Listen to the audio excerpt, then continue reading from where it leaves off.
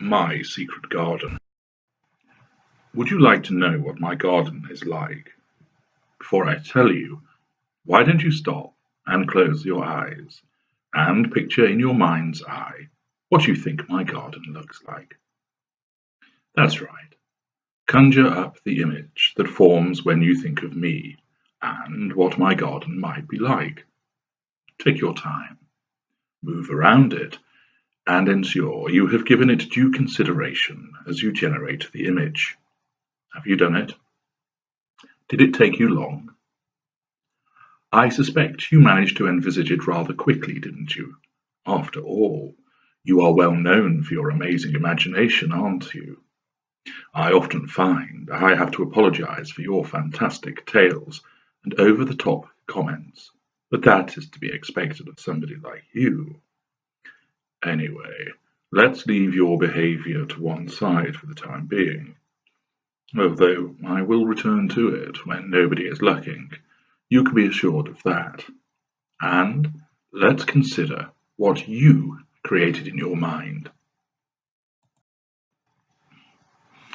I should imagine that the landscape you have formulated is one of two outcomes.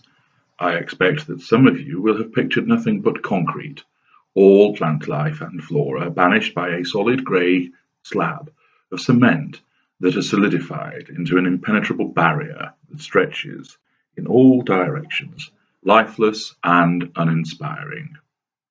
Once there might have been a flourishing and verdant garden, but it has been banished by this concrete covering, which has extinguished anything that grew or blossomed. If the concrete carbuncle is not what you saw in your mind, then you will have opted for the alternative. You will have pictured solid, barren, and lifeless soil, which will not sustain anything of beauty. A toxic and poisonous stream flows through the center of it, dead fish floating on their backs as they drift lifelessly along. Not even algae grows in this polluted stream. The few trees there are in this garden are dead, the bark grey and lifeless, forlorn limbs stretching into a dark sky, where there is always cloud. The branches and twigs are leafless. The bushes consist of brambles, which hinder anybody who might try and move through this uninviting place. There is no grass, and there are a few brown dried out husks, which suggest that there might have been something greener and vibrant.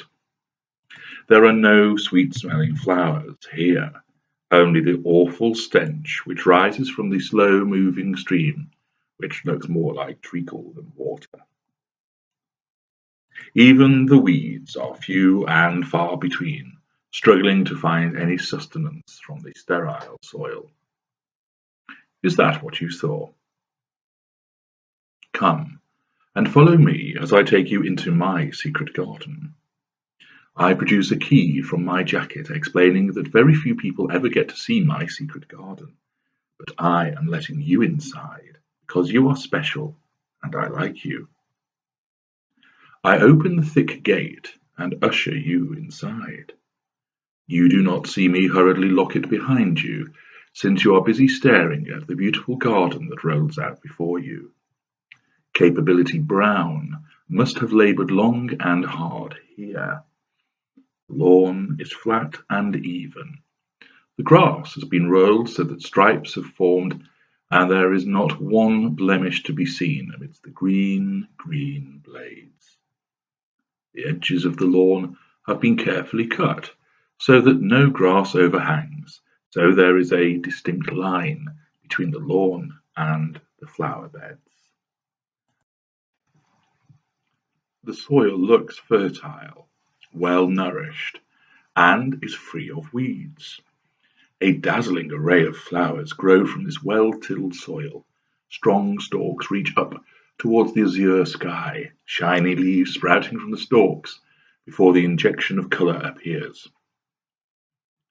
Every shade of the rainbow is represented amongst the many varieties of flower that flourish in my secret garden. Brilliant blues, fiery oranges, ruby reds, and sunshine yellows abound. The flowers have short petals, long petals, which move in the gentle breeze.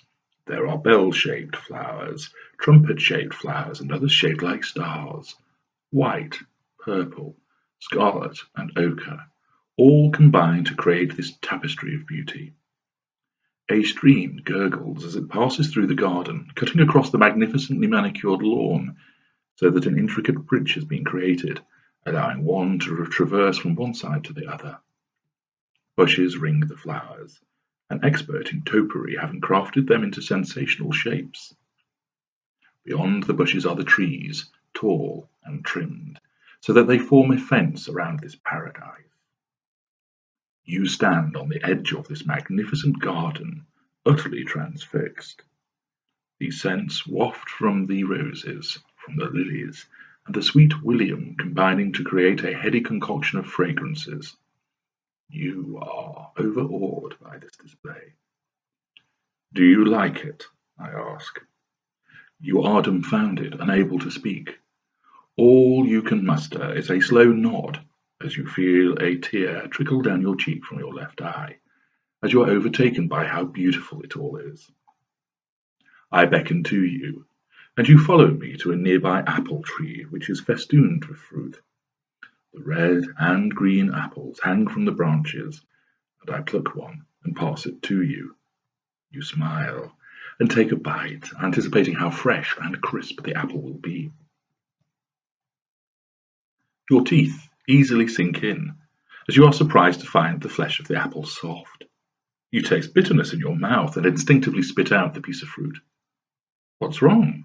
I ask as I select an apple too. It's sour, you explain. I take a bite from my apple, and you hear the crunch as I take a chunk from it. I chew, and through the mouthful I explain that mine tastes fine. I hand my apple to you, and you bite into it. It is soft and again tastes sour. Confusion rises inside you as you look at the apple and see a maggot wriggling beneath where you have bitten into the apple. You hurl the apple away as I invite you to sniff a magnificent rose nearby. You lean in and inhale its perfume, pulling the petaled head towards you. There is no scent, and instead you sneeze. As you let go of the rose, you give a short cry of pain and find that a thorn is wedged in your finger, the blood already spouring from the wound and trickling down your finger. You sneeze again, your nose irritated by something, and you keep sneezing as your eyes water. You stagger away from the rose, still sneezing, and into a bush, but it is not the sculpted creation you saw moments earlier. Instead, you feel a prickling sensation as you are stung and realize that you have stumbled into a bed of nettles. Pain rising, you stagger away, eyes streaming, and make for where you recall the stream is, hoping to use the cool, clear water to wash away the irritation that you have suffered. You can just make out where it is through your blurred vision as you drop to your knees, only to cry out again. You have knelt on some thistles. Where did they come from? This lawn was flawless before. You reach out, flailing for the stream, but there is nothing. The water has gone, and the stream has dried up. You feel something wrap around your left wrist, and as you try to wipe away the tears from your eyes with your free hand, you feel pain as a vine begins to tighten about your wrist. You pull, trying to free yourself from it, and twist around to call for me for help. The smooth lawn is no longer there. Gone is the rolled grass. Instead, you are looking at a mountainside, rugged and steep. You yank your arm as the vine is trying to pull you, and you look upwards. You can see me standing there smiling at you, looking down from my lofty position atop this mountain, which has sprung out of nowhere. A cold wind begins to blow as you shout for help, another vine beginning to snake towards you. I tilt my head as if I cannot hear you, a smile still plastered across my face. Help me, what is happening? You shout. Nothing, I call back. I don't know what you're talking about. The garden, it's changed, you yowl, above the gathering wind. You can see that I am shaking my head. No, it's not. Everything is just the same. Beautiful, isn't it? I reply. You frown. How can I not see that it is altered? The beautiful glade has become a hostile and hurtful place. How has this happened to you? You try and crawl forward, and I stand watching you, offering no help, as more vines snake towards you, the ground beneath you hard and stony. The vines wrap about you and threaten to pull you into the abyss below you. All the while, I stand and watch, smiling. Welcome to my secret garden.